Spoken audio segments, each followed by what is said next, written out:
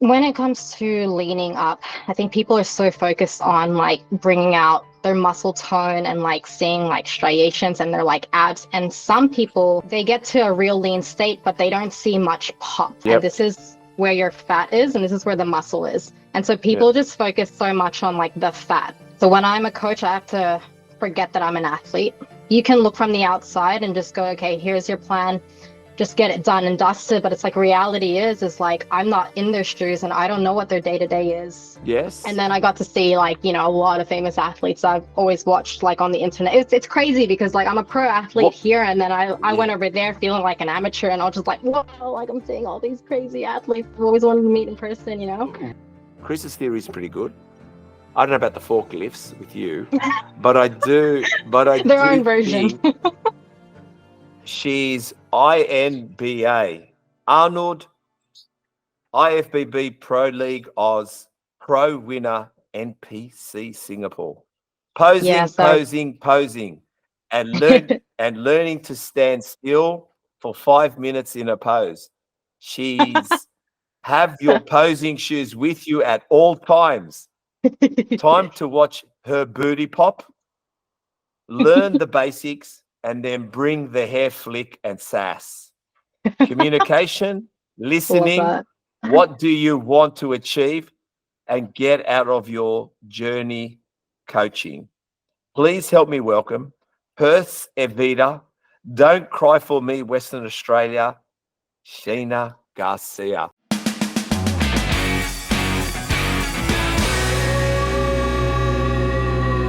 How are you? Good, how are you? I love that introduction. That was yeah, I great. thought.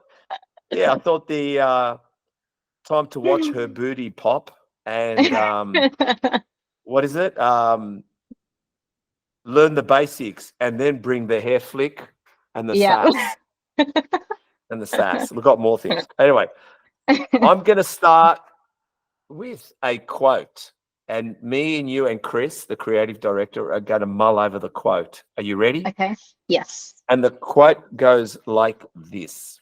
Elon Musk, we know Elon Musk, Tesla, Mhm. X, SpaceX, and he's very much about free speech, and no one seems to be able to buy him. So I thought it would be only fitting to put someone of a recent day, one of his quotes here. What do you reckon, Chris? I think so. So Elon Musk said, when something is important enough, you don't even, you do, sorry, start again. When something is important enough, you do it even if the odds are not in your favor.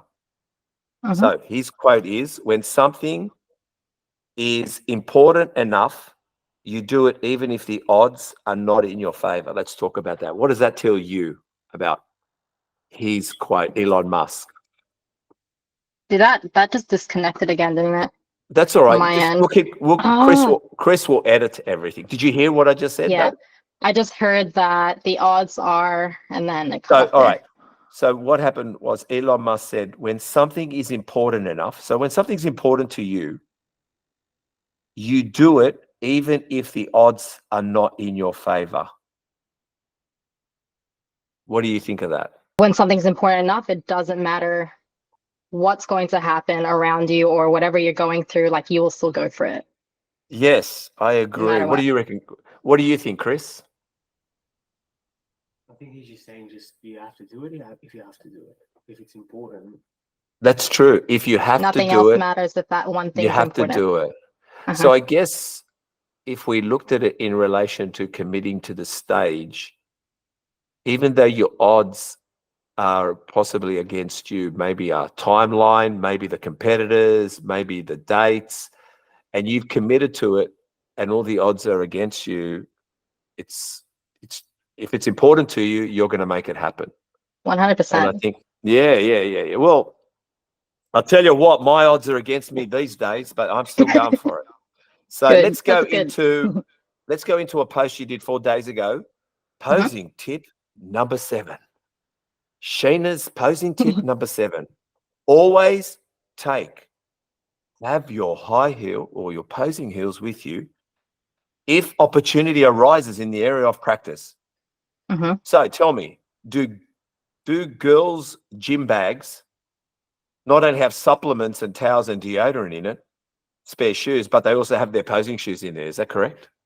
I'd like to hope so if you are competing, yeah. So, But some people so don't always bring them, so that's why I made that post.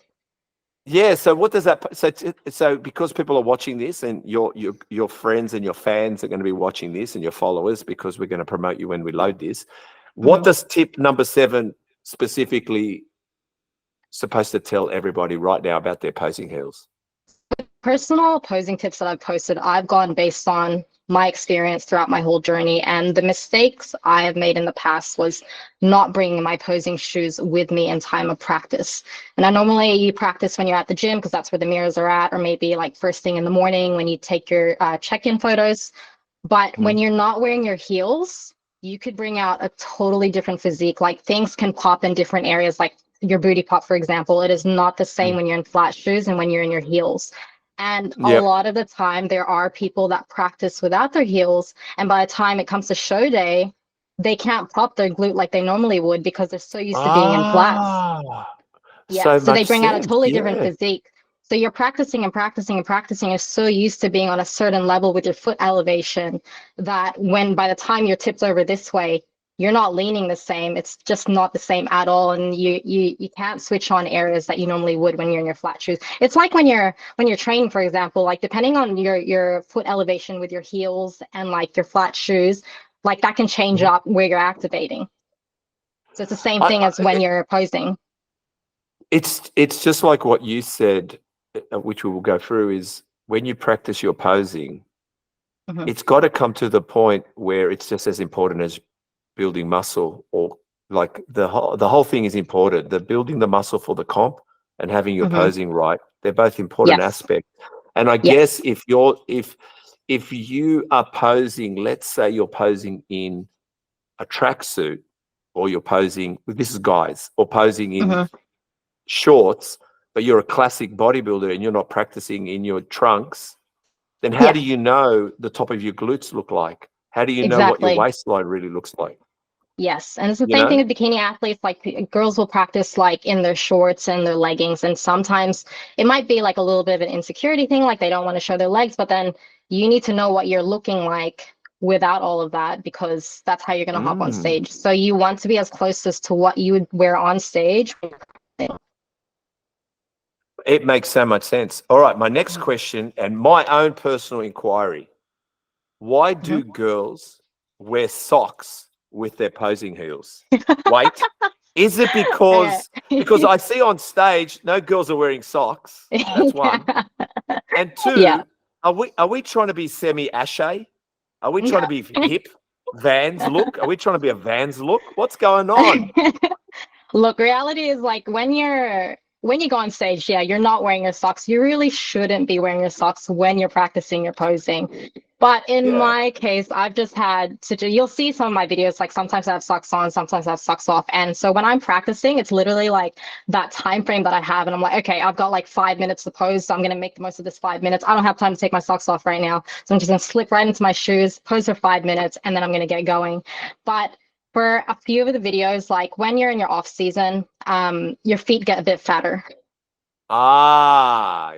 They get a bit fatter, and it is better not to wear socks. But for myself, like my feet get a little bit chubbier in my off season, that they don't fit into my shoes. But I need to wear my shoes that I'm going to wear on stage, and I have cut myself with the plastic, and it does stretch over time. But when you get new heels, it's just really, really tight, and you do need a size down as well, because when you do lose weight, then it'll fit perfectly. So I just sometimes wear socks. You've leaned up. Yes. Yeah. Oh, So wow. it is. I actually one of the pro athletes put a video the other day, and I did agree with it. Like she was advising not to wear socks in your posing shoes, which is true. But there are just times where it's like time. You're lacking a bit of time, and it's just you need to do what you got to do for that moment. So that's when I have my socks on. But my advice is to not wear the socks. But if you got to do what you got to do for that moment, Hey guys, Steve here from Muscle Talks podcast. I just want to say a big thank you for everyone that's subscribed. If you haven't subscribed yet, please do so. Why subscribe? It allows us to get a bigger reach, a bigger audience, and get those that love and have a massive love affair with bodybuilding onto this podcast. Some of the elites, we're talking to them now. We've had some of them already on. So please subscribe and also hit the notification bell. Why? It notifies you when we've launched a new podcast, some great new content that you might be interested in. So we want you to get the very best from us. So please subscribe, notification bell, and let's get back to the podcast. Well, let me just say, when some people, when they wear shorts, like some people wear ankle socks with their sneakers, with their shorts. And me, I like wearing socks that go over my ankles because I feel it makes my legs look better. Yeah. No. It pops the calves better. The calves This is get more a true jacked. thing. All It right, brings we've got out to talk the aesthetics truth in your here. legs. We've got to bring the truth out, all right? Because sometimes the calves aren't big enough and they look small if we don't wear some socks under them. Yeah. Okay, so 7 days ago on a post, your own testament. You can't grow if you are too comfortable. You can't grow being all take and no action. You can't grow by giving. You can't grow if what scares you stops you. You can't grow if you let others' opinion define you. You can't grow if you expect things to be easy. Hardship and failure brings you opportunity to learn, start again, apply wisely, and grow. Now I love stop this being read making back to me. excuses and get it done. I Tell us love about that. that. I felt like You you love were it? telling me that, and it just made me feel stronger. Yeah, but that's you. That's you. God. Yeah. I guess like over the years of like just throughout my journey, I've become such a strong person now. And so when I look back at like issues that used to affect me, it definitely would not affect me now. And things that I've overcome, I'm just like, I look back and I'm like, wow, like I have grown so much to the point where like things don't scare me. Like exactly how you mentioned at first, like when you want something bad enough, you just go for it. And that's the Yes. point that I'm at now. So it like doesn't, regardless of what you go through, like if you're gonna start taking in what people think of you, or if you start thinking negative about yourself, like that's exactly what the energy you're gonna bring onto yourself. And it just brings you down more than anything. So my goal is just, focus on yourself, and whatever you want to get in life, like go and get it. I'm going There's to tell always you gonna be something. ups and downs. Yeah, I'm going to do a little trick, not a little trick, a little test on you, which Tony Robbins did a test on Theo Vaughn on his Okay. podcast. So in that room where you are now, I want you to look around that room and look at everything that's brown. Brown. Okay. Look around, find everything that's brown. This isn't really a great room, but yeah, there's a few brown Okay, things. right. Okay. So now I want you to close your eyes and I want you to tell me what you saw that was blue. Blue. Yeah. Writing on the box. That's all I remember. Okay. Well, yeah, no, that's right. All right. Now tell me what you tell me what you saw that was red, if there's any red in your room. Red. Was there any red? I didn't notice any red. Okay, now open your eyes. What I'm saying to you is, Tony Robbins said, if you only focus on one color, you won't see the other colors in the room. So in life, if you focus on one thing, you won't see anything else. So in other words, what I'm thinking, what you're saying is, regardless of your obstacles, you can't focus on your obstacles, because if you focus on your obstacles, then you can't see the challenge in going and get what you want. So sometimes we can all sit and worry about the problem, but we're not thinking the solution. Sometimes you've got to, so anyway, there you go. There, you've learned something today. We can. I'm gonna use that test on people. Just tell them. Like, I knew you'd see the blue. I was just testing you with the blue, but he did say, was I tripping out? Oh yeah, here in the background. Yeah, you're right. No, I knew that. But the thing is, you won't see any other colors. So if I said blue, did you see this? Did you see that? So like I said, you said red. There's literally red. Like there's so much red here, and I didn't even notice that. So. See, that's what I mean. You didn't even notice it. See? Yeah. That's how life is. That's how much you don't notice. Because focus is good if you're going for something you want. But if Yeah. you're worried about the distractions and what could go wrong, you are seeing that. You're not seeing the prize. You're not seeing the Yeah. work that can be done. There you Mhm. go. Well, we learned something there, all of us. That was Posing awesome. tips. Thank you. Posing tips. Keep practicing. Pose religiously. Posing can hurt. Get advice. Tips. Get a coach. Bodybuilding is an art, and so is posing. Please explain. As in practicing posing. Well, I get a like, coach. Get a coach. Bodybuilding is yeah, an art. definitely So get a is coach, posing. aka TS Bodies. Yeah, there you go. Yes, yes, yes. It's your But look, podcast. I've always been with a coach, so I do find I think I had like a 2 month period without a coach, and like there's nothing better than someone giving you like direction, and when you're thinking at your worst, it's probably not as bad as you think, and it's good to Yes, have that yes, reassurance, just the guidance yes. all the way. Like especially like athletes, like we're our own worst critics.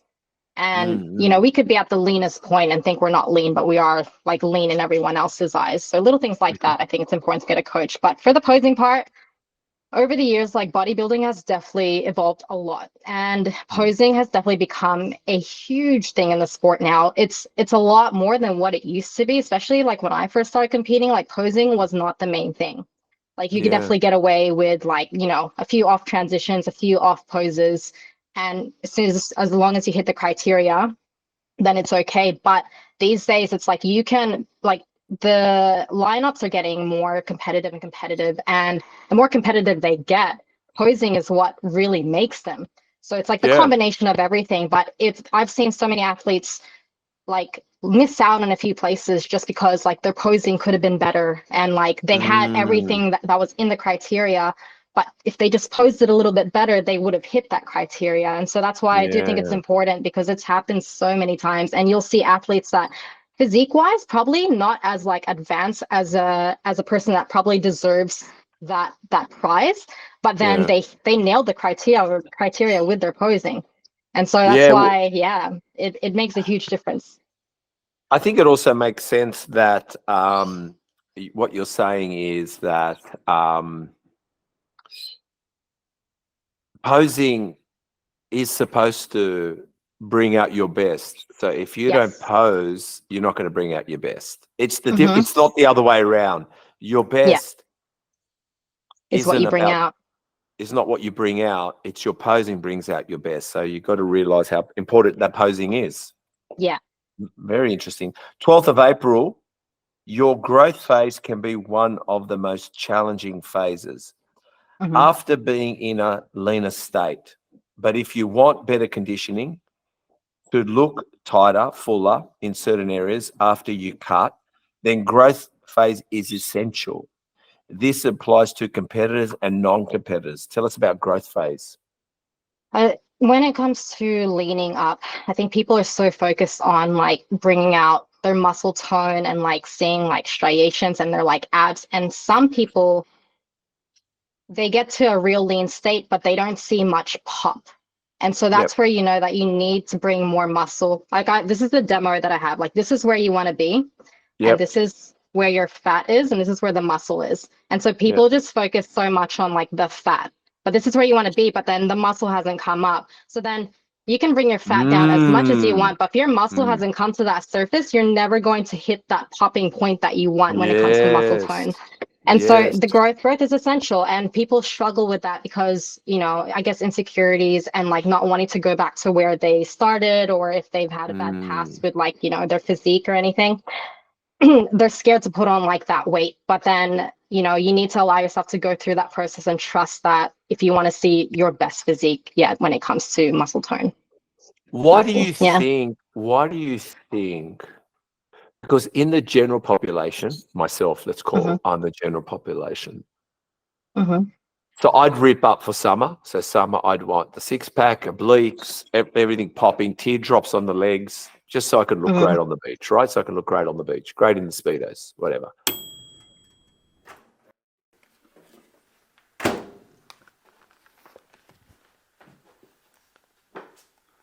Are you fat up or fed up? I just made this from my book, What Should I Eat? Download your ebook copy from threeog.shop now. Yeah. And then winter time, I knew, well, I'll dress. I'm in jumpers. I've got my bulking clothing, and that was Mhm. really simple to do, right? Because I didn't really care. It didn't phase me, and I knew there was a phase, like you said, which is kind of like a 2 steps forward, 1 step back. You've got to go 2 steps to increase that muscle, and the Mhm. 1 step is bringing back the fat. So hopefully that you've got a step forward still in muscle. Yeah. So 2 steps forward, 1 step back. So Mhm. why do you think people don't want to go to the growth phase? Do you think it's because they're capsulated that they reach this ripped state that they don't want to Mhm. let it go? That they don't want to let it Yes. go? Is Yes. that what it Honestly, is? it's body dysmorphia. Like, because us It's body bodybuilders, like, dysmorphia. yeah, I've been through it myself, and I still have those days until this Yeah, very day. we do have them. I feel like We it's a do. bodybuilding thing, especially like It is. because No, we you're get to never. you're Yeah. never satisfied, right? And you get to the leanest state, and that's what you focus on. You look back at like your videos or your stage photos, and you're like, damn, like I was so lean, but it's not sustainable health wise as well if you just keep at that. And at one point, if you were to try and maintain like your lean physique on stage, you're not going to be able to hold it. You're going to start Yeah. losing muscle. You're going to start looking really, really flat. So like, it's just not sustainable altogether. But people are scared because like when you're in your growth phase, especially when you're like in that in between, you're not at full growth. You're also not super lean. You've just left the lean state. It's hard visually to see what you're progressing in. Yeah. And progress in growth is a lot slower visually than it is when you're cutting. Yeah. And when you're 100%. cutting like week by week, you're like, oh yeah, my abs are coming out. Oh, like my shoulders starting to pop, vascularity is coming Yeah. through. But when you're growing, it's like you're waiting for that full pop of growth. And like you won't see that until you pretty much finish that growth phase. And when you're the in between, it's like you're not lean enough where you don't see your abs, but you're also not big enough where you feel like you're not popping in the right areas and where you're focusing on growing. And so people Mm. always get so worried at that stage when they get into the in between. And then they try to cut back down again because they're so scared. They're like, there was no progress there, but it's like you haven't actually reached full growth. And then they go back down again, and they just go back down because they were happy at their leaner state. So it's just getting past that in between where Mm. you'll understand, like when you hit that growth phase and you come back down. This is why I say get a coach, because your coach can guide you through it. Just got to trust the process. But when you go back Yeah. down, like you won't regret going through that phase. But it's I yeah. think you hope that you get past the other side, but body dysmorphia is just so common in bodybuilding. It's a thing. You can't hide from it. But I tell you a trick, and I learned this trick recently. But probably in the last 10 years or so, because you know yourself, we could look at a reflection and a shop mirror and go, "Who the fuck is that person? Is that me?" Mhm. Like it Yeah. could be the right. Yeah. But this guy, his name was Mark Aceta. He said to me once, business kind of coach, not personal, but just as a collective. He Mhm. said, when you go to the mirror and you have a look at yourself in the mirror, right? And you go, okay, Mhm. do you know when you go back the second time to look in the mirror, you're actually looking for flaws? Yeah. So don't go back. So don't go back a second time because you're only Now that I think of finding it, true. flaws. Yeah, So yeah, no, it's true. when you go like this, when you put on a dress or you put something on, you go, God, I look all right. And you walk Yeah. now to get your handbag and you Mhm. think, or maybe one last look. Don't do it. Yeah. Don't You know do it. what? It's exactly the same as when you take footage of yourself, like when you're training and when you're trying to get the best selfie. Like the first couple are always like the best. And then because They you take are. more and more, you start focusing on all that doesn't look right. And then it gets worse and worse and worse. That's literally what it is. Yeah, I agree. Well, the same thing happened. The same thing happened when I record you guys. When I go, hey guys, Steve Muscle Talks, Shaina Garcia, and then I'll go like, "Bloop," and I'll do it perfectly. I go, oh, maybe I can do it a bit better, and I never Yeah. do it better after that point. Yeah. It's I've always got about first 10 couple and like videos stop it at later. that. We all go through Like it. who cares that I spat through that one? Fuck, I just ain't gonna post it. Okay. 10th of the 4th, 2024. I found this quite interesting. This was a good one for me. I'm not, even though I'm not posing and I don't wear high heels or posing shoes, Mhm. holding your poses when you practice. In this video, you held your pose for 2 to 3 minutes at a time. And you Yes. said you don't know how long you'll have to hold your front pose on stage for a while others are going through their routines. So Yeah. I guess that also goes for call outs, Yes. positioning changes, and so on. So what you're saying is it was a realization for me Hmm. that, like you said, you could be up there for 5 minutes just holding a pose while the judges are going through 3 girls or 4 or 5 girls in the front. Yeah. And you haven't learned the art of holding your pose, which is probably the hardest thing. Yeah, and it lets people down sometimes because what's important when it Yes. comes to these shows is your mandatory poses, which is your front and your back. But your front is what's going to sell it all because you're holding that Yeah. front while everyone else is going through their poses or their quarter turns or their front and back. And some people lose it. So once you lose it, you've lost yourself in that criteria already. So it's so important to hold Wow. that front pose. Yeah, I because thought, yeah, if that you was a can't hold really your good core tip. in, well, then your core isn't tight enough. If you can't hold your pose up, well, you've lost your hourglass shape. And so, yeah, like it's important. And people don't practice that Wow. enough. They just don't, because when you go on stage, you hold for 2 to 3 minutes. That's me being like lenient about it. Like you can hold your pose for a good 5 minutes. You just don't know how many people are Yeah. gonna rock up on show day, and and this is based on my experience because I don't know what it was, but every time I competed, I was always called out first. So I've always had to wait for like all of the competitors come out, go through the routines. And my last Yeah. pro Yeah. show, I held for a good, it was over 7 to 8 minutes, I'm sure, because Wow.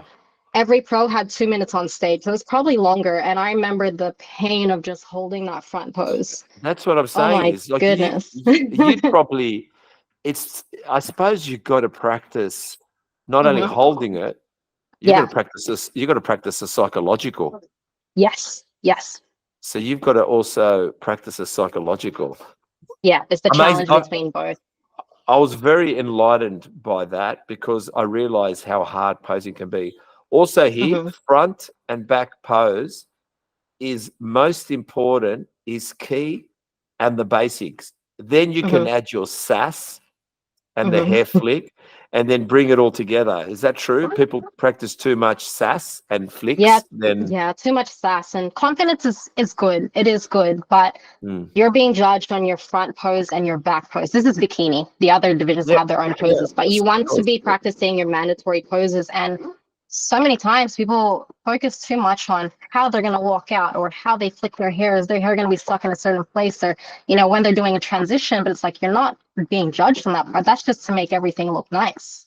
And so when the yeah, focus is on that and you're not focusing on holding that front pose, holding that back pose, then yeah. the focus goes elsewhere and then you're forgetting the basics. And it's literally, yeah, it's the basics people are forgetting, especially that posing has become such a big thing.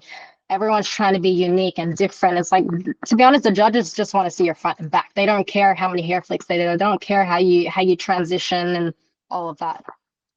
So what you're saying is the judges don't care how sexy you try to make it. They don't care Yes, if you you can make it they don't so care sexy. they don't care if you're trying to be Marilyn Monroe up there. Hmm. What they Yeah. care about is have you Yeah. got the body? Yes, exactly. And like, a lot of people do the shimmy and the whole like, all of that. And I'm just like, Yeah. you're not getting plus points for that. You're not getting plus They're points for not. that. There's So nothing there. yeah. Yeah. Oh, that again, wow, we're learning so much. All right. Yeah. Hot topic time. We usually go off the subject just so we can make sure everybody's entertained. And Chris loves a hot Oh topic. God. I'm scared. Okay. No, that's all right. Hot topic. Anthony Albanese, which is our prime minister, criticized X. Now, X, right? That's Elon Musk's Twitter, Hmm. right? He criticized X for showing extraordinary footage about what happened in Sydney with the stabbing of the priest in that church, Yeah. right? Hmm. But Yeah. at the moment, it seems like American Congress, hear me out, let me finish, that they're trying to also bring down TikTok. So do you think our politicians are trying to possibly stop freedom of speech, especially the youths on TikTok? And hear me out. Harrison Hmm. Ford, he's the one that played in Star Wars and Return of the Ark or whatever it's called.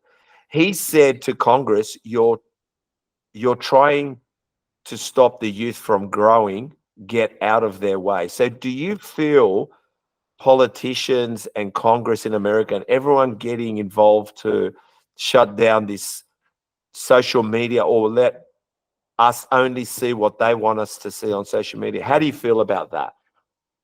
So I don't have a TikTok, but that if like they told me to shut down Instagram, that's my business. That's where I'm Yeah. like, my clients are on there and that's how I advertise, myself as an athlete as well as a coach. So, I disagree. They shouldn't be taking it down. I don't think that's a good thing. No. But I think they can on Instagram, I'm not sure if TikTok's the same, but they do ban certain things from what should and shouldn't be shown. What I don't know what videos were shown on TikTok. Did they do the actual stabbing on there or? Well, X allowed. Well, not. I don't think X showed. No, X. I think X would have showed the guy jumping at him and probably not stabbing him on the ground, but Yeah. the movement of the knife. But Okay. and I'm gonna ask Chris as well. But I feel that. Oh, you don't have TikTok. It's amazing you don't have TikTok because you'd be very popular on TikTok. I know. I'm just letting you know you'd be very popular on TikTok. I've had a TikTok. I lie. I have like an account, but I've got like nothing on there. I've never really used it. Like, yeah. Look, I'll tell you what I like about TikTok. But what do you think, Chris, about what I just said about social media and X and that? So what I got is you're saying that, which is what I think is they're just shutting down platforms that they can't control. Well, basically, Albanese said he's going to fine Elon Musk X for allowing access for us in Australia to watch these videos. They're asking him to build barriers or whatever you want to call it for us not to see it. But he's saying why? Yeah, exactly. And TikTok, where Congress is wanting to shut down TikTok. Harrison Ford believes TikTok's an expression. It's not the world. Like, you don't have to worry about it. Let everyone talk. It doesn't mean we have to believe everyone. Yeah. It's because they can't control it. I must say, Sheena and Chris, the one thing about TikTok for me, besides Instagram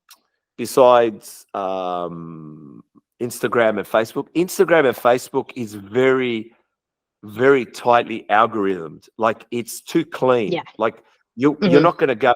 But TikTok, They got everything. it goes. I don't know. Like, you'll be seeing about Palestine, Ukraine, boxing in America, to someone baking a cake. To you don't. Even though it knows a little bit about your algorithm, it still kind of just flies by the seat of its pants. And I don't mind that. Like, and actually, someone said it once, TikTok has allowed me to form a different opinion, meaning it let me see the other side of someone's ideas. It doesn't mean I agree, but it does allow me to kind of go, oh, I didn't see it that way. You know what I mean? Yeah, yeah.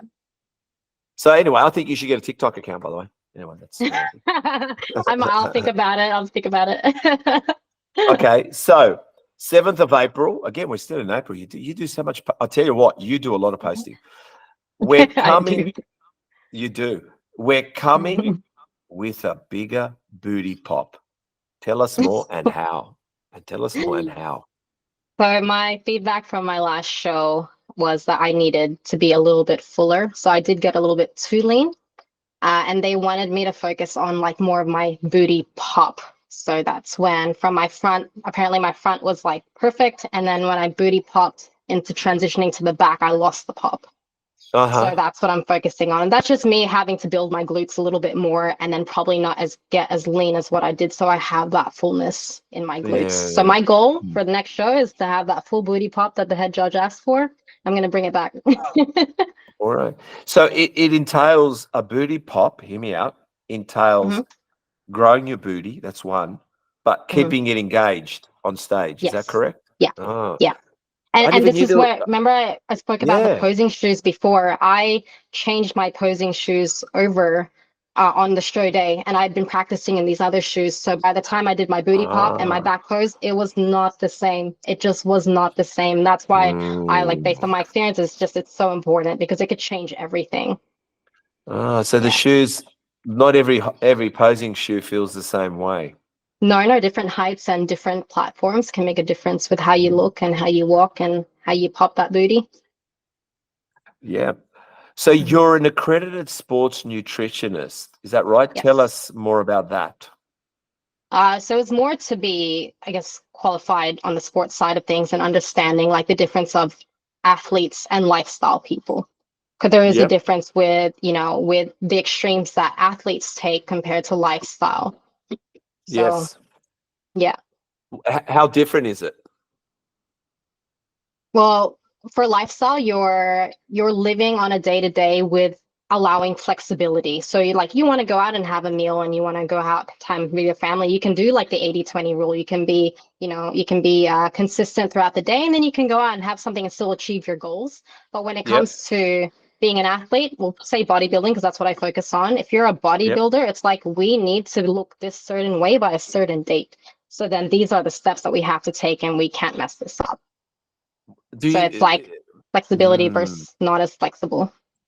So Yeah. I get a accredited sports nutritionist allows you to not only gauge the food but gauge timing and Yes, and yeah, because when and your pattern. food moves, like some athletes have to drop their calories so low. Like in my experience, I've had at one stage 950 calories on my last couple of weeks. And so it was What? all about, yeah, Wow. but I hit like 42 kilos, so it makes sense. Oh, yeah. You're I get tiny, really, yeah. really light, but still I get really hungry. Like I'm a little girl that can eat a lot.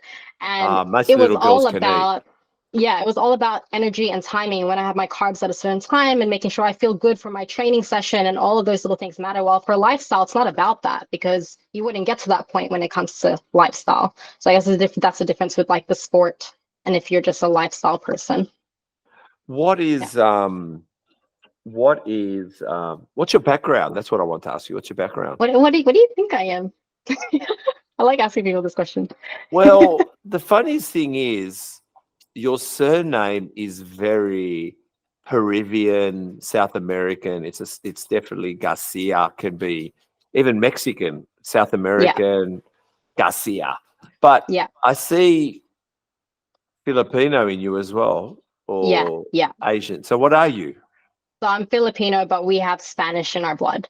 So that's why I'm a Yes. Garcia. Because in Philippines, it's like you're Filipino Chinese or you're Filipino Spanish. So I'm Filipino Ah, Spanish. So dad's yeah. main, yeah. So mom's family has Spanish in them, and then my dad's family, like when you look at them, you're like, I don't know if you guys are Filipino. They look Spanish. Yeah, Really? yeah. So Wow. Yeah. my dad's Well, dad's family is originally from Madrid. yeah, because I mean the surname Garcia says it all, you know. And Yeah, so yeah. it's even a mobster's Garcia. It's even a Yeah, mobster's name. but people like always look at me and they're like, "What are you?" Because like you're a Garcia, but you kind of look Asian. Yeah, I know, but well, you do, I mean, it's fair enough. But like I said, I was kind of seeing a girl for a little while, not long, but Mhm. her surname was her first name. First name was second surname was Garcia, and she was Peruvian, Peru. Okay, yeah. So There's yeah. so many Garcias though. So you 26th of March, Mhm. finally after gymming for so long, I made a decision today to challenge myself. Furthermore, I'm super excited to work with Coach Shaina Garcia. This is us. Her name is Sari the Sass. Ah, sorry, the sauce. Shout out. So yeah, I noticed a few things going on there. Some little clips. Tell me about her excitement and coming on with you. Yeah, so sorry, she that was a collab reel. I love her so much. So I Yeah, was actually walking in the shops one day and it was like our local IGA. And then yeah. she just came up to me, she's like, "Oh my God, like you look amazing." And I was like, "Oh, thank you so much." She was like, "I'm pretty sure I follow you on Instagram." So she pulled up like my Instagram and I was like, "Oh, thank you so much for your support." She was like, "I've been looking for like a coach and I want to get into the bodybuilding side of things." So we spoke about that. So I was like, just hit me up. And that was the beginning of it. So she did hit me up.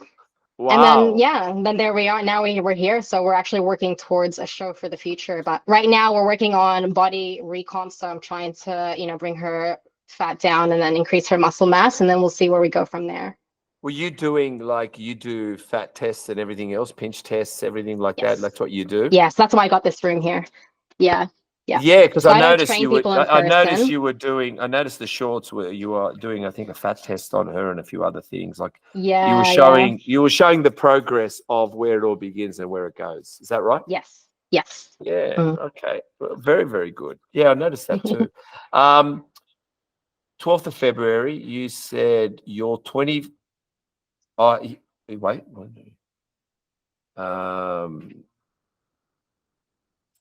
Something you said something about you're 25 years old and you Mhm. want to get shredded and you go into the 12 to 16 week challenge. It doesn't just stop after the challenge. And the Yes. 24 years of having bad habits, eating shit. Yeah. Yeah. Explain. So where does this come from? Okay. I think I was actually on a podcast that day. So Okay, like, yes, you were on a podcast. yeah, so I feel like what I was trying to say in that message there is that, there are people that start their journeys earlier, there are people that start their journeys later, but regardless of where you are, with what you want to achieve, it eventually, after that challenge that you do, it needs to become a lifestyle if you want to kind of maintain to be on that side that you've created. So let's just say you're 25 years old. So that was my example. You're 25 years old and you've never changed in your life. You haven't really, ate properly for 24 years. But when you were 25, you made a decision, okay, I'm going to hop into this challenge. You Yep. sign up for a 12-week challenge and then you hit the 12 weeks, you did your shred, and then you just go back to what you were doing from when you were 1 up until you're 24. And so you just Yeah. lose all that progress that you've just gained. And so I think many people, like when they're in their challenges, and there are people that create that lifestyle, but there are some that still, like, they'll do a challenge and after that they go back to normal thinking like, I've got to my point now, I'm just going to maintain, but they just go back to normal and then they lose all progress. But it needs to be ongoing. If you want constant progress, then it needs to be ongoing once you've already set Yeah. yourself in that lifestyle. Like when you're cutting and then, like, let's just say you don't track for like 5 days, there's a difference. It makes a difference. 100%. But like you said, Yeah. you've got to take into account the 24 years before you decided to do what Yeah. you wanted to do. And the expectation as well. People have expectations of having to be at a certain point when they look at someone that's probably been training 5 to 10 years and then they've been training for like 2 weeks and they're like, oh, well, this person made progress in 2 weeks. It's like, yeah, but that person has gone through growth phases and shred phases like 7 times before you, Yeah, so it's just, 100%. yeah. And also some people's quick gains or changes or movements usually happen when it's just genetics. Sometimes they just Yes. respond better, and also they're Definitely. eating better. Maybe Mhm. maybe no one understands Training their harder. diet might be better than yours. Mhm. So you know Yeah. what I mean? Yeah. I know. What else I got here? Oh, you're not only a competition prep coach, but a lifestyle coach. Explain Yeah. lifestyle coach. So pretty much what I was saying before, like being able to achieve your goals with the flexibility of life. So it's like, that's not me going like, you can't do certain things. Like when you're an athlete, it's a totally different story. But then when you're lifestyle, it's like, you can still achieve your results by living like your normal life. You can still have dinner out with your family, but you have to bring everything to balance in moderation. Yeah. Because Yeah. so you train people not just for stage, you train people for lifestyle. That's what I'm assuming. Yes, and 70% of my clientele is actually lifestyle. It's just the bodybuilders are the ones that are always tagging and posting. So then people think that I only train bodybuilders. I'm like, Yeah. no, I train lifestyle clients too. Yeah. In February 24, you went to Vegas, Columbus. Is that correct? Yes. Oh, yes. I went to Vegas. I went to Columbus, and then I went And to New York as well. And I believe I saw, you went to New York, and I saw you at an expo. Yes. There was the Olympia gear. Tell us more about that. Yeah. So I recently connected with, I don't know if you guys have heard of RP Strength No. on YouTube. Okay. Do you know Dr. Mike? Do you know Dr. Mike? He's taking RP off on Strength? YouTube at the moment. It's taken off. No. But anyways, Just one okay. moment. So Do you want to close the yeah. back door or maybe the windows, Chris? Yes, Oh. Okay. Oh, just out. The guy next door is deciding to whippersnip, which we don't care about, but he's doing Oh, a really okay. I good can't job. hear anything. Oh, that's But it's good. If you covering. can't hear Is it anything, covering? she can't. No, No, I that's can't hear perfect. You can't anything. hear it. That's good. So tell me about Vegas, Columbus, and New York. Yeah, it was so I'm an American citizen, and Yeah. I Okay. hadn't actually been back to the US since I left, which I was 9 years old when I left. Okay. So I decided I'm going to go back to the US. I recently connected with these guys I was talking about because they came over to Perth for a seminar. Like, come and check the US out, come over to Vegas. I was like, okay, so I went over to Vegas, and then I did hop along their tour that they did as well, because they were filming with a few of like the athletes on that side. And Yep. so I went to Vegas, then went to Columbus for the Arnold Expo. Yes. And then I got to see like, a lot of famous athletes I've always watched like on the internet. It's crazy because like I'm a pro athlete What- here, and then I went Yeah. over there feeling like an amateur, and I was just like, wow, like I'm seeing all these crazy athletes I've always wanted to meet in person. What was it like seeing them? Tell me. It was surreal. Like because I was surrounded by so many pro athletes, everyone was acting so normal. Like, I just wanted to get like some selfies because everyone was so normal. I was like, hey, I just gotta chill. Yeah, but I You was have to really stay excited. composed. Yeah, but I felt really blessed to be around that environment. It motivated me more than anything for the pro side of things. So I've only done one pro show so far, so What is it about the pros? And it's true in America. mhm. I guess in Australia, when we hear pro, we're like, oh my God, pro, oh my God, the top of the game. But in Yeah, America, I don't think they see pro as the top of the game. I think they just see straight away at Olympia. I don't think yeah, there's anything in like we are pro. Oh my God, pro. yeah, They're like, yeah. yeah, so what? Is this going to get me to Olympia. Olympia? And Yeah. that's all they care about. Is that true? Yeah. Yeah, like so I know the focus is definitely like on the Olympians. So Yeah. like when I seen one of the Olympians, I seen Angelica, she's one of my favorite bikini athletes. And when I seen her, I was like, whoa, like this is an Olympian in front of my face. But here you're right, like it being a pro it is a big thing. And it's not that it's not a big thing there, but it's also because the bigger thing is there. The So bigger then people are things going to there. focus That's on the right. bigger thing. So the biggest thing here are the pro athletes. And I'm not sure how many Olympians we have over here, but yeah, everyone in this area, it's like we're focusing on the biggest thing in Australia, which is getting your pro card and becoming a pro. Well, once you go to the US, it's like we want to become an Olympian.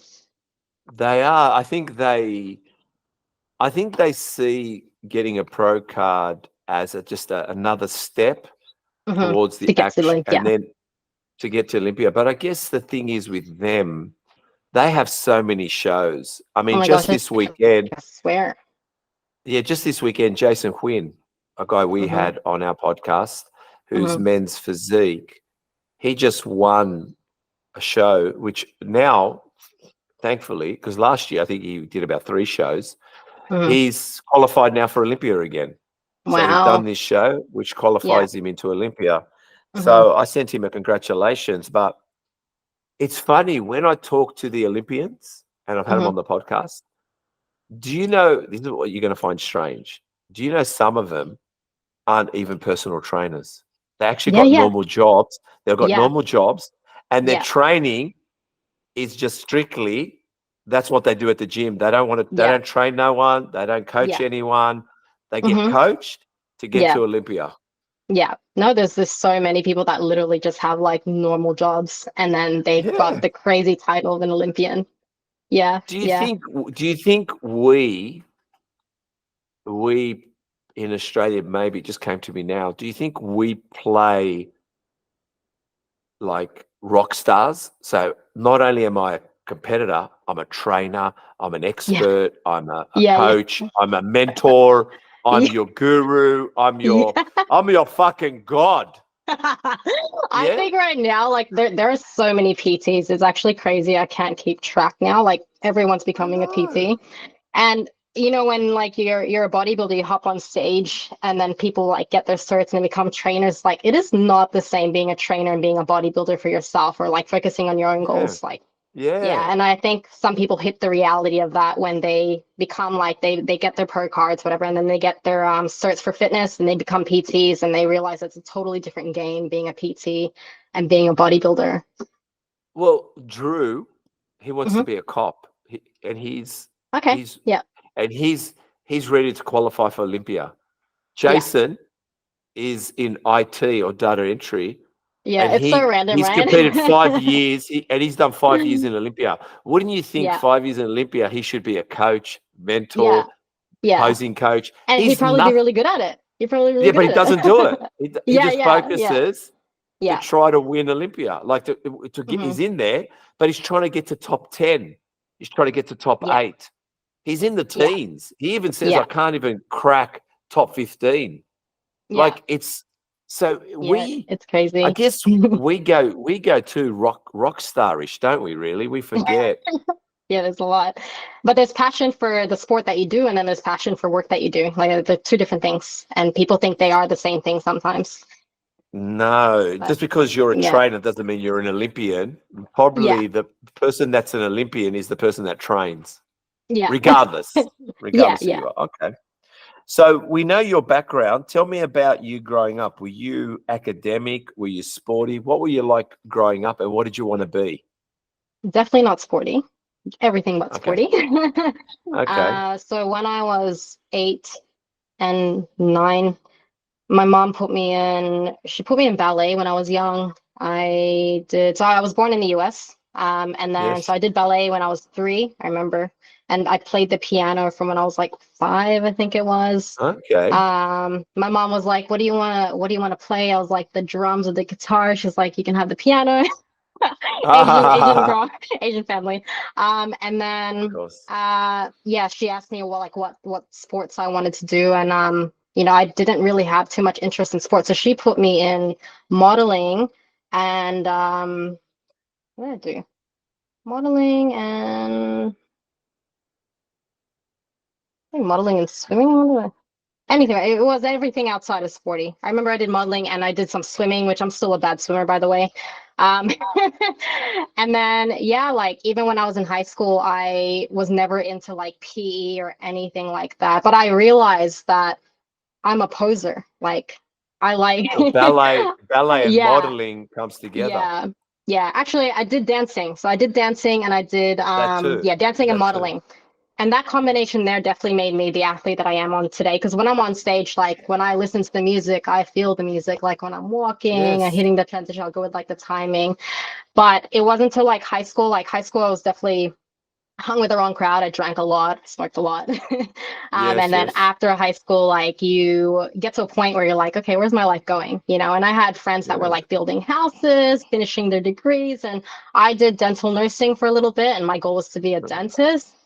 Yeah. And halfway through, I was like, I don't know if I could sit in a chair like fixing people's teeth all day, like, because I talk a lot and I couldn't just like sit there for 8.5 hours every single day. So that's where I took that little PT course on the side. I was like, I'm just going to see how I go. And then here I am now.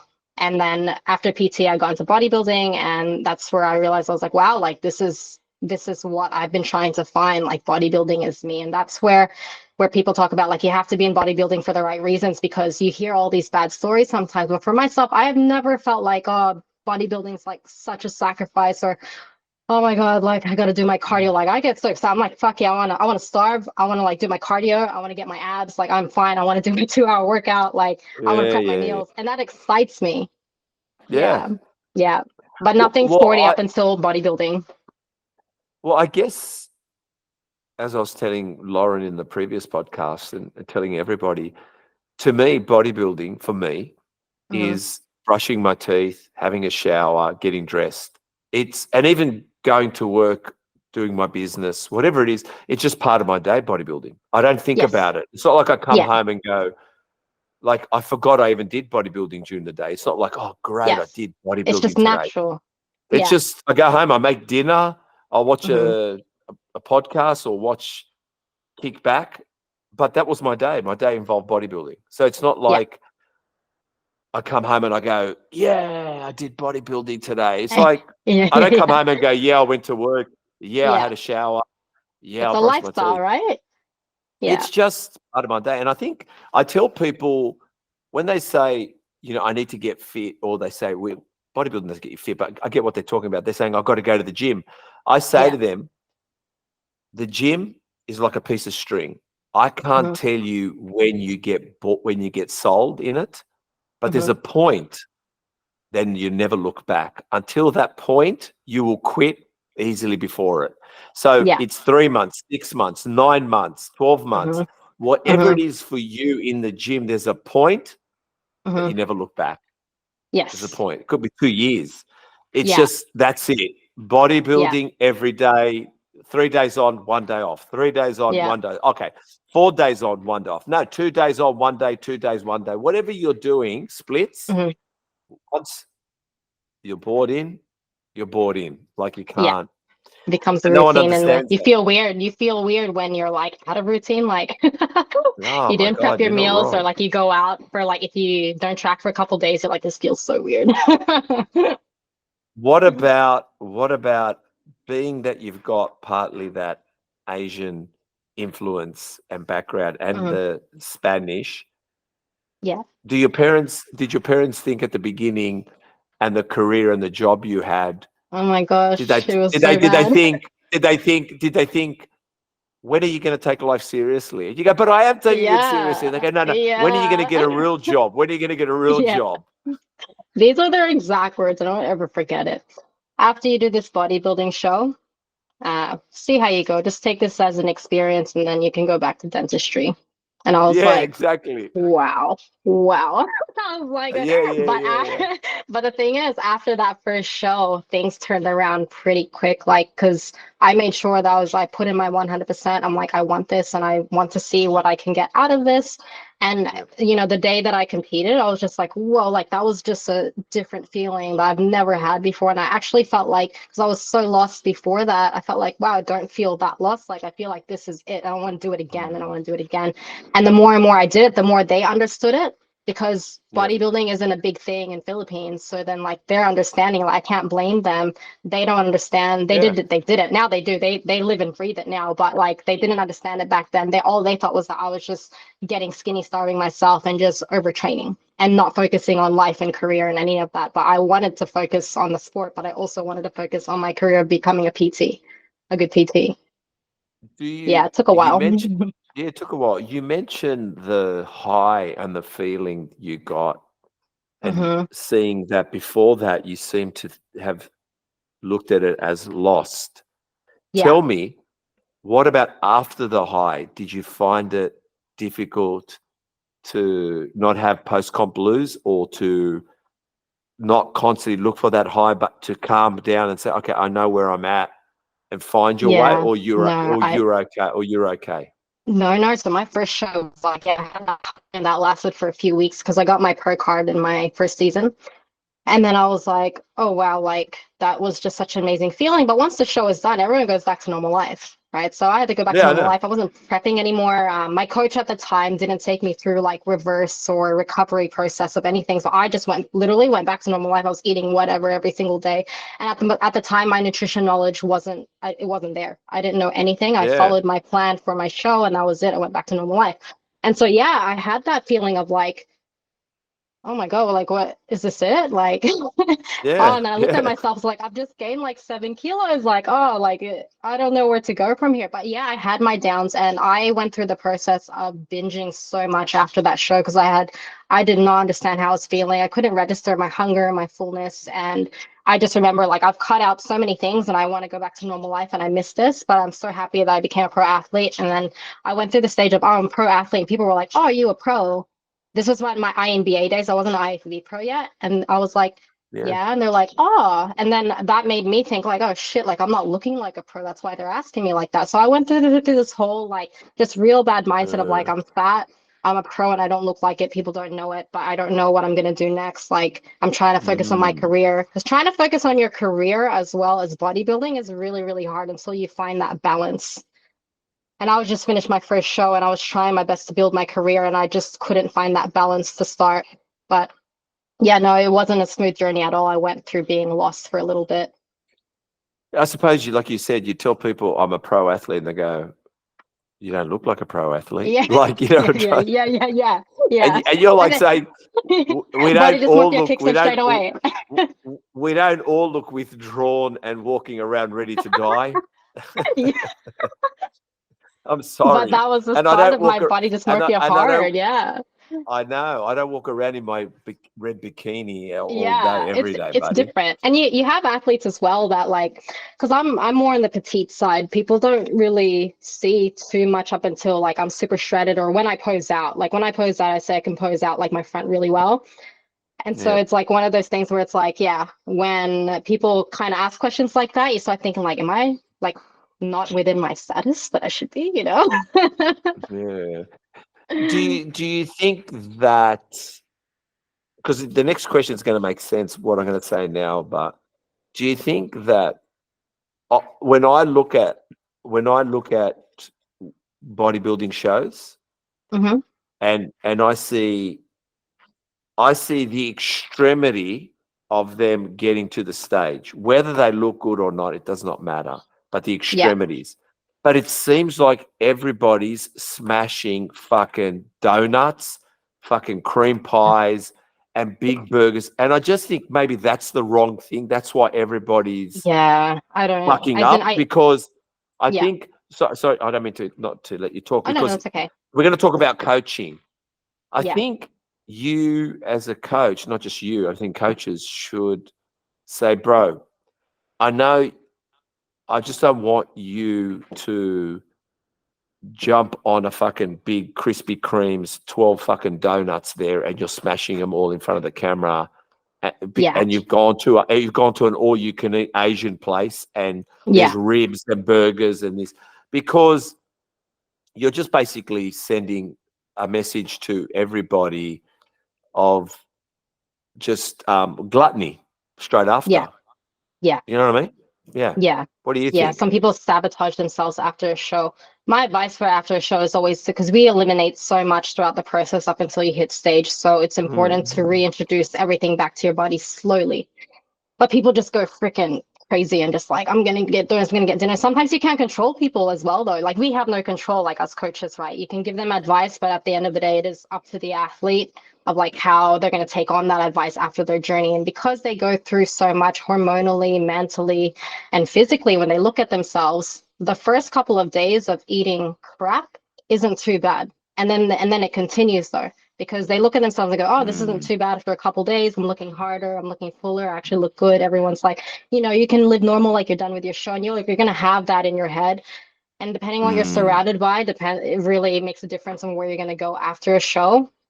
But it is important for athletes to, if you have a coach, stay with your coach for at least the reversing process, or if you're going into Mm. recovery, because it's crucial. It's crucial moments. The mindset is just so different after a show. And not until you pass the 3 or 4 week stage where you can kind of start feeling a bit normal again when the calories are a Well, bit higher. And yeah, yeah. definitely. I know myself. I'll tell you, I've done a 5-day fast. Hear me out. I've done a Hmm. 5-day fast.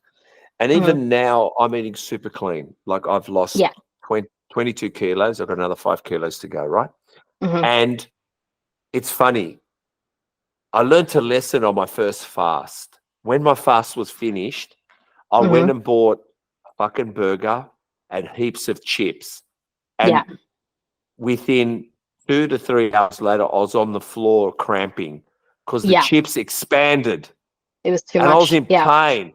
No one Yeah. shows that part when you fucking eat Yes. 6 donuts, 12 Yeah. donuts, and then Yeah. you roll. And last week, my son and I went and ate some chips with him.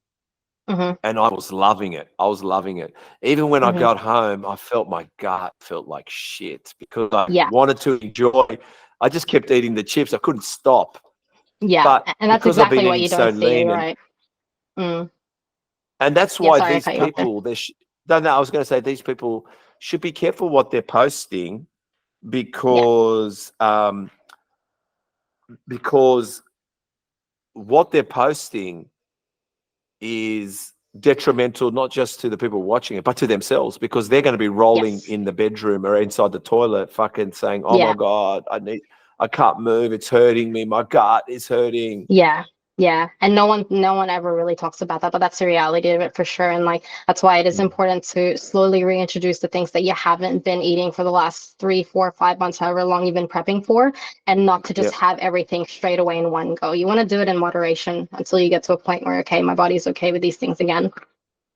Yeah. 100%, 100%, But it 100%. does give off the wrong idea. I see so many people do it, like posting, and then they're eating like donuts and like pretty much going like, comp is done, and they're just like, oh, I hate it. I Yeah, can't. yeah. I mean, it looks amazing. It's good to see everybody ripped up, but when they finish, I don't know why we need. I mean, I get it. It's good for the gram, but like I said, it just looks shit Yeah, after all and that. you're not done after you're done with a show though. It's still like you're still part of the process, and you still have to you have to reverse out, and like, because people think after a show, like, okay, prep is done. It's like, no, you've just begun. This is the crucial part. But I also believe, and I could be wrong, but when after a show, and I know they've dieted, I know they've gone hard. I've never been there, but I understand. But Hmm. there's better food choices. Like I Yeah, would say there's better food choices towards finishing a show. Like, yeah, better steak, food choices. Steak, sweet steak potato Diane, chips. Yeah, yeah, steak yum. Diane with some mashed potato. I don't Hmm. know. That sounds a bit better than Barramundi with mashed barramundi. potatoes. Yeah, Yum. yeah, that's what I Yeah, mean. Like, there's better food and they will choices to digest finish. nicely too after a But show. it's also good proteins for your body while it's still needing it. It needs good proteins instead of sugars and Yeah. sugars Oh, and sugars are the enemy. pastries. Yeah, they're the Yeah, worst. yeah. Yeah. Um, you posted this. Your coach communicated with you, cared Yeah. about results. That the coach you want to be as well. You want to understand them, their Hmm. position, what really Hmm. matters to them, their Yeah. results, because that's how you exactly got yours. Your Yes. coach listened, cared, and about what you wanted and about your journey. That's all where the magic happened for me. And that is Hmm. what you want to see in your team as well. What does that mean? Yes.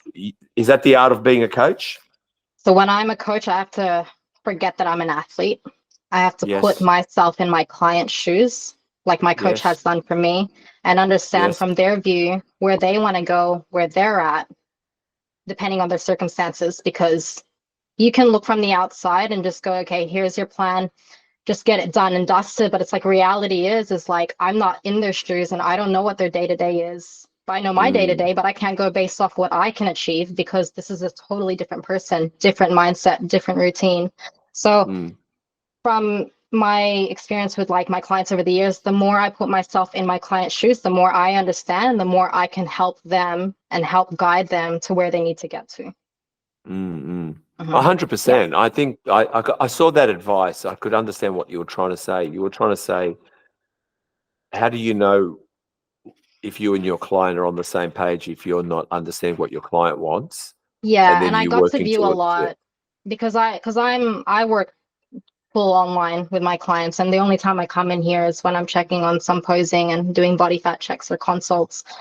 But when it comes to like training and everything else, it's like it's all based off like, my advice and like the plans that I've given them. And I've learned Hmm. so much from my coach, because I've never actually met my coach before, that, it can be achieved fully online with the right guidance. Because people go like, how can you do it without like a PT in person? It's like, you actually can if you're given the right cues. And if you're Mm, educated enough to tell your client what to go through, and they understand from what you're trying to translate, and they can apply it to their day to day, it's not as hard as you think when you're an online coach. Because I put that up because, yeah, people do find it hard to understand how online coaches work versus PTs in person. who is your online coach? Marissa Wu, shout out. I've been with her for 5 years now. Okay, where's Well, she? Where six is years she going. located? She is in Miami, Florida. Wow. Yeah, Okay. yeah. Um, there Never met is her there before. is there. Wow, there is an art to it, isn't there? Really, there is an art. Yes. Mhm. And I think there is a talent. I don't think everyone can be an online coach, and I don't think everyone can be not everyone can be a PT either. But Yeah, I guess yeah. there's an art to it. Hmm. So tell us about your first comp, all Hmm. your comps. I know in 2016 you did INBA, Yes. and then going forward, tell me about all your comps, what your all your positionings. I will Yeah. talk about 2018 Arnold's in Melbourne and Yeah. the whole circus around that. And then I Hmm. will talk about IFBB 2019 and you going Hmm. to Singapore in 2022. But Tell us early journeys. Yeah, so my very first show was 9 years ago. So I was 21. I'm 30 now. Oh God. I was Oh 21. wow, yeah, Damn, that's a long time. And yeah, I think I just turned 22, or I was just about, anyways, 9 years ago, I did my first show, which was INBA, and that was held here in WA. And then I got first place in every division. I won the overall as a first timer. yeah, From there, I was flown to nationals and I got my pro card at nationals. And then the year after that, I did INBA Pro. where was nationals? Nationals was in Sydney. Okay, yep, hmm And then battled for the pro card, got the pro card, and then took a little bit of a break, build up to my first pro show, which was in Indonesia. And then I think yep, it was a year and a half later. And then I got second in my pro. So then yep, from that day onwards, I decided that I was going to move on to IFBB because my ultimate goal was IFBB, but I had to be realistic with where I was at. I wasn't big enough. I didn't have enough muscle. So I put myself in the federation where I knew, okay, like this is probably where I'll be more competitive and I'll work my way up to yep, IFBB. So then I think it was a year and a half later after that, or a year later, I went into IFBB as a first timer again. And then I won first in every division and I just missed out by the overall. And then I went to nationals for that show. And then I actually beat the overall winner at nationals. So I yep. made it to the overall where we were in the battle for the pro card and I just missed out on my pro card.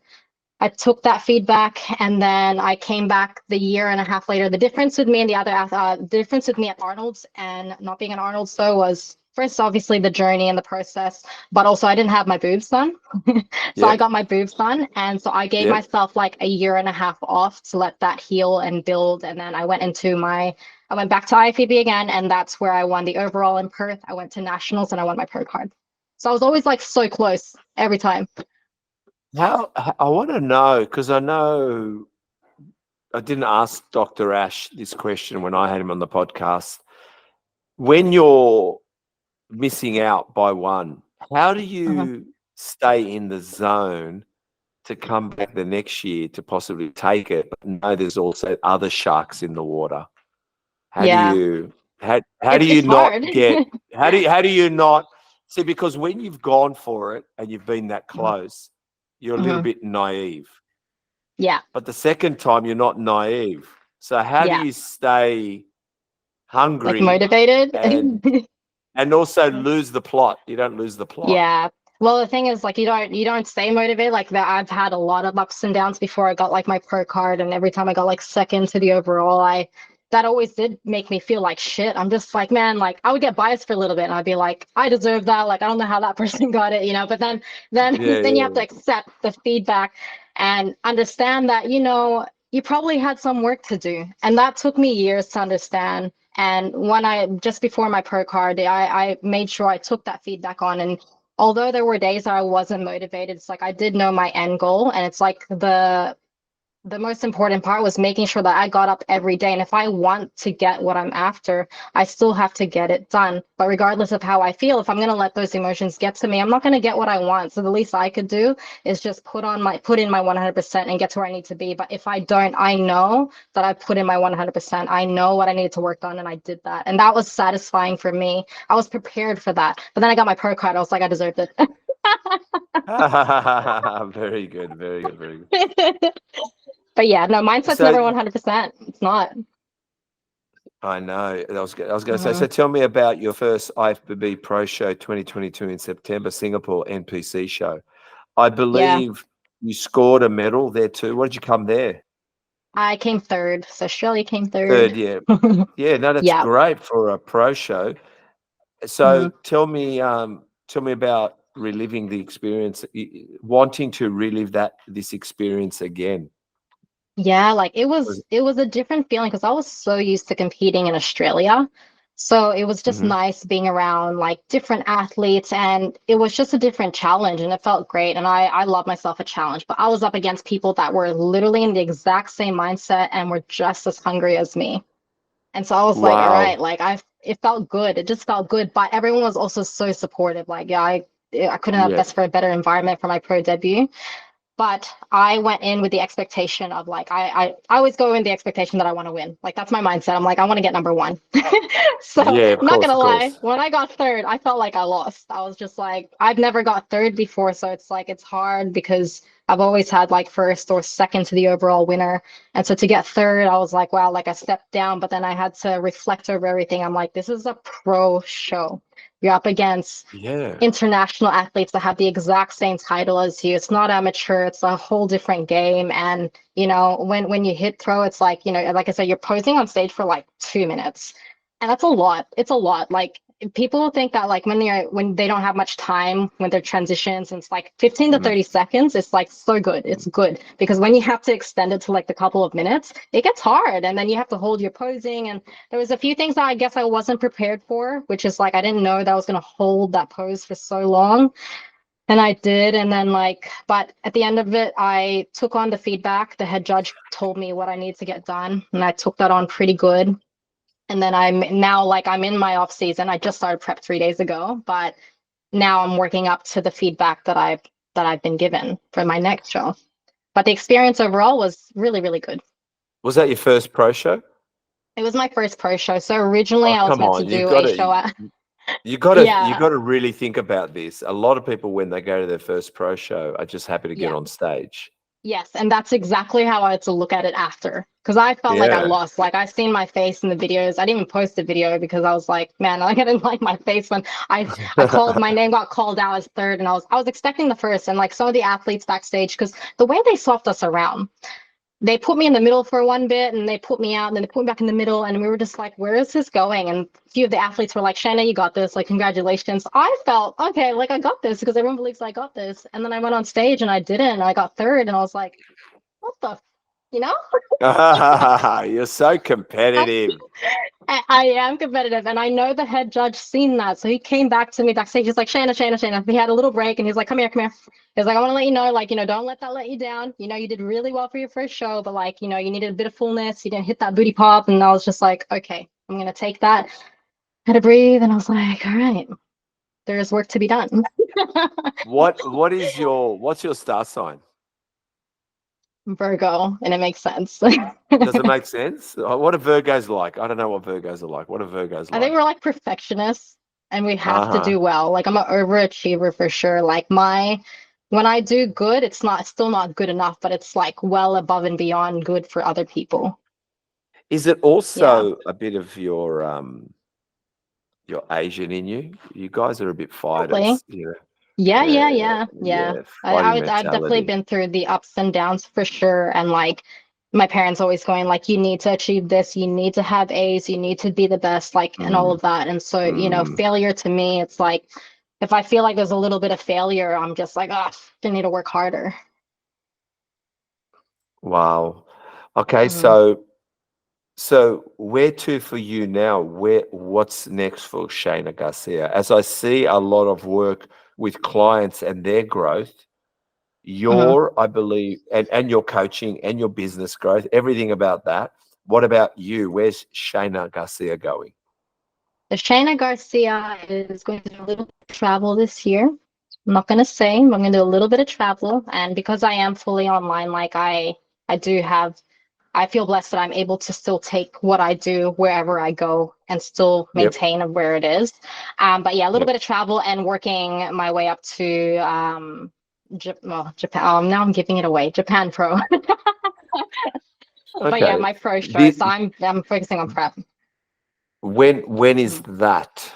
That one is in August 25. And because you're going to do a bit of travel, I'm assuming the travel is for pleasure. No, there's a few things going on. I don't want to say just yet. All right, shush, shush, Yeah, shush. I'm not gonna spoil it. Steven, But there's a good Steven, reason for it stop asking anyways. questions. It will make Stop. sense and it's for a good reason. Oh, wow. Well, Yeah. I've got another hot topic. All right. Okay. And then we're going to go over the body, okay? The Okay. hot topic that we're going to talk about now, have a listen, because like I said, I'm trying to make my audience not just fall asleep on bodybuilding, I'm trying to wake them up quickly. So, pyramids, the Uh-huh. Egyptian civilization, pharaohs, and how they looked, and the women, and all the wall paintings, and the carvings, and the treasure, and the mummies, and everything about that era, which was apparently an advanced civilization that was about 3,000 years back, which, just to let you know, the Bible goes back 3,400 years. Do you think, by the way things look, that there was an advanced civilization here on Earth before us? What do you think? Because, wait, how are pyramids made? Because I've heard that no one knows until this very day how they were actually made. Exactly. Yeah. Apparently the pyramids, and I'm not an archaeologist or anything that smart, but I think there's something about the pyramids that, firstly, there is nothing back then that could, firstly, carve each block, move each block, lift each block, and make it perfect. So I don't know, but let's go to Chris. Yeah. Back then, with the pyramids, the Egyptians, do you think there was an advanced civilization once upon a time on this earth, and then we went to Neanderthal? Yeah, I think so. You think so? Yeah. Why? How old is our civilization? I don't know, but here it says they say the pyramids go back to 3,000 years ago. Yeah. Now, the Bible goes 3,400 years ago, which is about 400 more years, which I don't know. Yeah. But what I'm asking is, when you look at the pharaohs, think about this as well, Shaina. The pharaohs, they looked weird. They had this funny beard, and they had these funny eyes, these big cat eyes and heads, and the women. And they wrapped themselves in blankets, whatever it was. And they had gold. They had treasures. So they were very rich back then. Yeah. I mean, we weren't mining. We weren't mining for gold, but there was gold. Yeah. So and they were making stuff with that. Do you think there was Chris, we'll go to Chris still. Chris, was there an advanced civilization? I think so. Yeah? Yeah, I think so. What happened to them? Do you think they took off in space? They just Or probably self-destruction. self-destruction? Same thing that will happen to us. Same thing that will happen to us. Then there'll be 2,000-3,000 years in between, and another civilization will start, and they'll go like, "Oh, who built this Meriton apartments?" There was nothing back then. So really? Only a little bit left. So what Chris is saying, which makes a lot of sense, Chris is saying that we're going to implode ourselves, just like the advanced civilization did. We're going to become extinct. AI's batteries are going to run out, so AI will die because the batteries will die. And then 2,000 years later, when the next human race starts again, they're going to say, "Oh, where did these Meriton apartments come from? And where did this opera house come from? How did they build an opera house? How did they build an opera house?" And it's still contemporary today. So, wow. What about you, So really, Shaina? What do you think, Shaina? So they probably did have forklifts and stuff back then. I just don't know about it. God, maybe they did have some sort of forklift. Well, yeah, who knows? You know, maybe I think that Chris's theory is pretty good. I don't know about the forklifts with you, but I do. Their own version. Their own version of forklifts. Yeah, they're all driving around with pallets of apples and trying to sell them on the streets. And then the flying saucers came and picked them up. I believe the flying saucers story. I believe that. I believe, you know what? I believe the race back then. Cover their evidence. No. I believe that the race back then could use energy force, and they could raise everything just by tuning into the Earth's power. The energy. Yeah. Does that make sense? Where we need petrol, we need electricity. They tapped into the natural realm, and maybe that natural realm was their demise because they stopped using it. Holy moly, you're going so deep. No, but it's true. You don't know. Yeah, you don't know. Or Elon Musk create SpaceX, and away they went. I don't know. Yeah, and then he came back to the future. What was that? They also took their time. They took their time. Like it took them like thousands of years, hundreds of years to build a pyramid. Yes, yeah. Yeah, it's Create true. like one Us now, pyramid. we Yeah. built 700 pyramids in a day. See, it's not just a bodybuilding podcast. This podcast is enlightening us on many things. I like history. Yeah, oh, that's good. Yeah, Chris likes history as well. Two historians.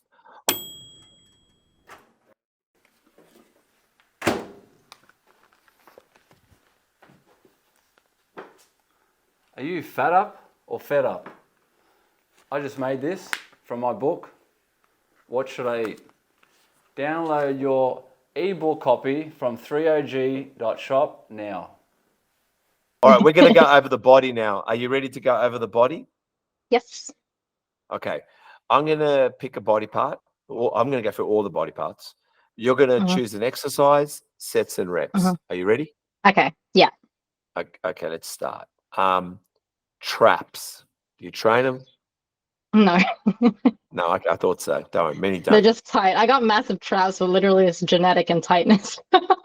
Okay. A lot of people do have some natural ones. Delts. Yeah. Side delts. What do you train Yeah. for side delt? Lateral raises. How many sets? How many reps? I'll probably do I like to do a heavy versus light set for 2 days a week. So I'll go 4 sets of 8 versus 4 sets of 10 to 12. And I'll go Okay. heavyweight versus lightweight because I literally want to like fatigue the muscle. Yep. Yeah. Front delts. Front delts. Front delts, I like alternating raises. Yep. For the dumbbell sets, I'll probably only do about 3 sets of 20. That's in total, so 10 on each arm. I don't go too hard on them. I've introduced barbell raises. I thought I'd bring back the barbell raise. Yeah, been as pretty in good. the barbell Yeah. front raises. Yeah, 'Cause I wish I had barbells light enough for that, but like normally it's 10 kilos the lightest. It's a lot on my No, you're But right. yeah, You the need engagement is something good though. lighter. The engagement is Yeah. because you've got to try to not bring in the traps in that area. You've got to really Yeah. hold on, not to bring anything else in. Yeah, I guess it'd be like a what about- cable front raises as well, but I just put that at a lighter setting. Yeah. Yeah. Back delts, the rear delts. Rear delt machine flies. That's the only thing I do. How many sets? How many reps? I'll do like 5 sets of like maybe 8 to 12. Yeah, I like hitting Okay. my rears. Okay. What about the back? Like as in my lats. Yeah, lats. Yeah. Probably some pull-ups and lat pull-downs. How many sets? How many reps?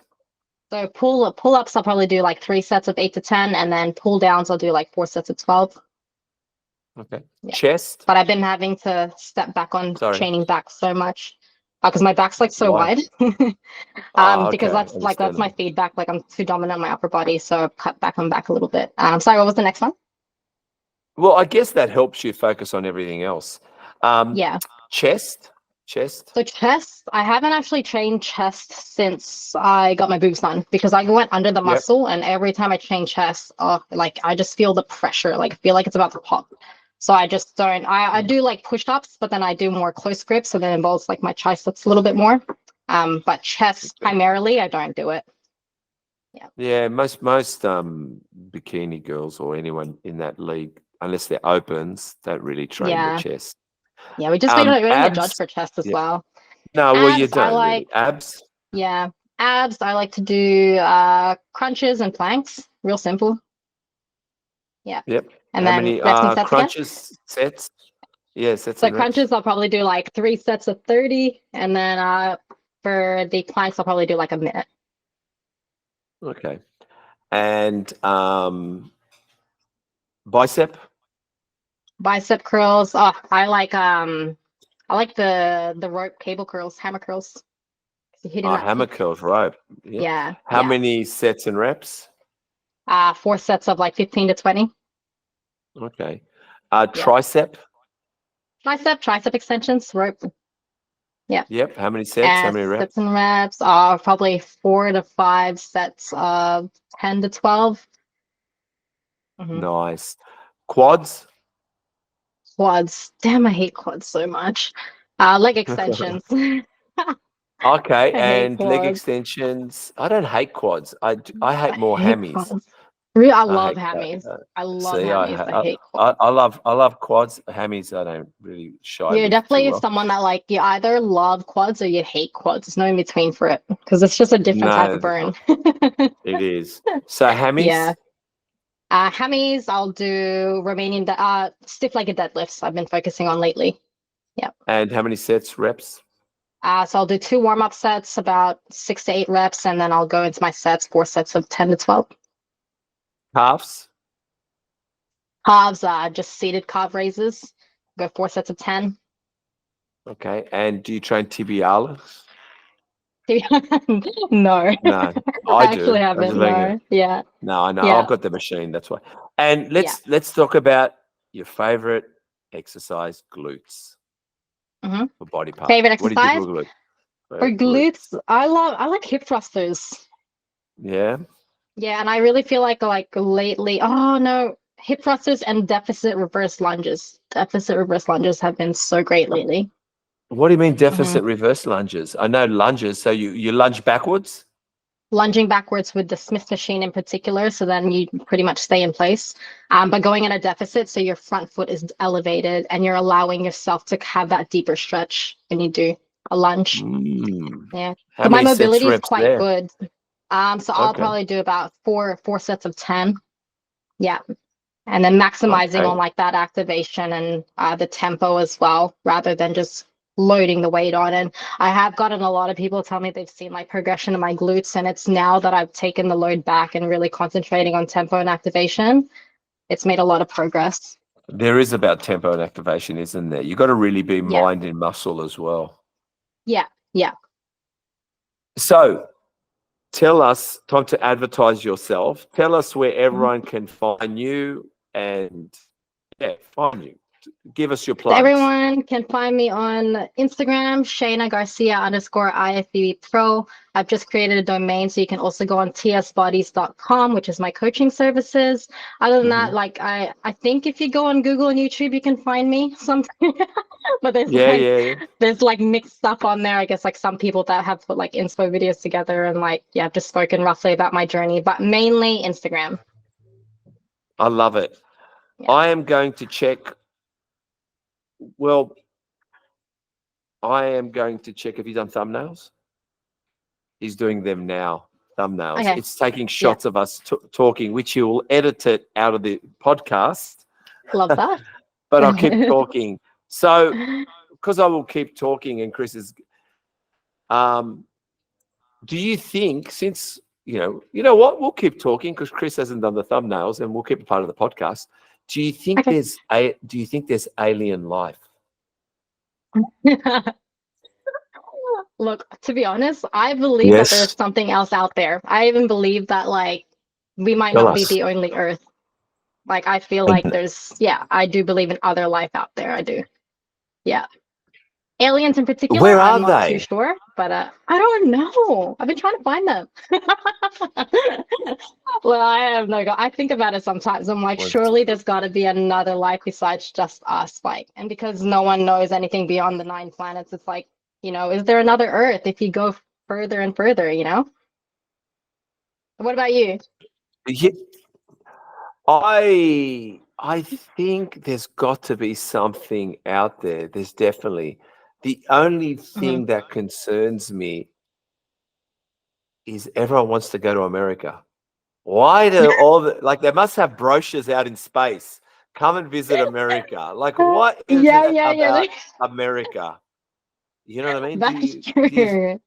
Why? They might Everything be is past American citizens. They might be past American citizens that just want to come back home. They might be a part of that era right after the Egyptians, and the era that no one knew about. Maybe the fact they know that Trump's building a wall and that pisses them off, so they go to America because Trump doesn't we like established that they had illegal saucers immigrants. back then to help with the pyramids. So then they're probably just coming back in, and then I don't know. Everyone wants. They did a little travel. Everyone wants to go to America. Anyway, I want to say thank you so much, Shaina. It has been an absolute pleasure. I hope you've had a good time on the podcast. We have. I did. Thank you so much for having me.